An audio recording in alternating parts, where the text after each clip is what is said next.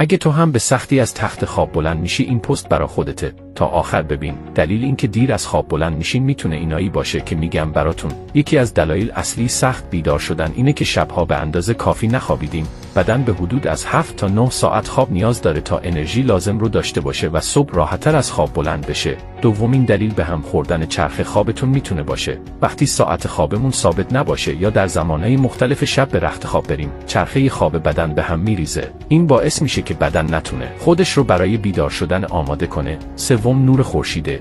نور خورشید باعث تنظیم ساعت بیولوژیکی بدن میشه. اگر صبحها به محض بیدار شدن از خواب نور طبیعی به بدن نرسه، ممکنه برای بیدار شدن با انرژی کم مواجه بشید. پس سعی کنید پرده مناسب برای اتاقتون بذارین. 4. استرس یا نگرانی. اگه شبها به خاطر استرس یا نگرانی‌های روزمره خواب راحتی نداشته باشیم، این میتونه باعث بشه که صبحها با احساس خستگی بیدار بشیم و انرژی نداشته باشیم. در آخر هم یه توصیه میکنم. از پارتنرتون بخواین انگیزه لازم برای بیدار شدن بهتون بده.